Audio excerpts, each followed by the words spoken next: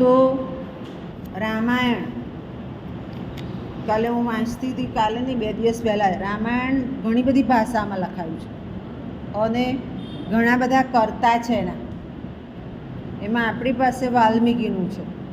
અને પ્રકૃતિ નિરૂપણમાં સૌ પહેલું જ અશોક વાટિકાનું વર્ણન છે.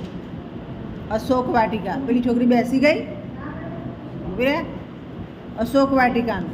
તો અશોક વાટિકાનું સુંદ પર્વત બતાવ્યો છે.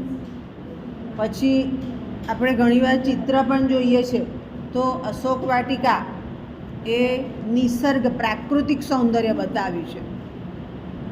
બીજું કે સીતાને લઈ ગયા તો વચ્ચે આવ્યું સમુદ્ર, તો સમુદ્રનું વર્ણન પણ છે.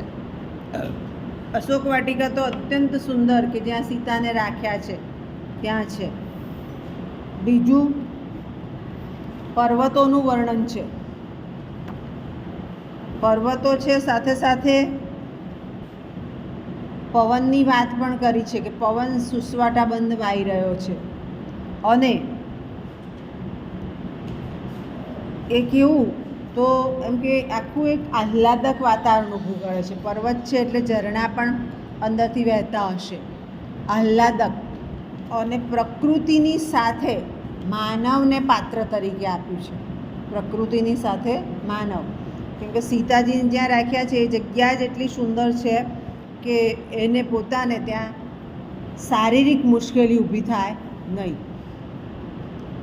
બીજું પ્રકૃતિનો પ્રેમ પણ બતાવ્યો કે વૃક્ષારોપણ કરો પણ વૃક્ષને ઉછેરો એ મહત્ત્વનું છે. વૃક્ષ જતન એટલે પ્રકૃતિનો જે ઉલ્લેખ કર્યો છે એ જતન કરવા તરફ કર્યો છે.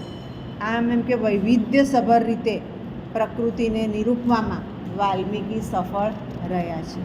ખ્યાલ આવી ગયો?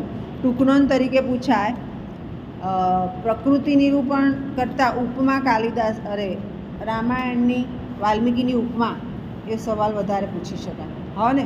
બરાબર.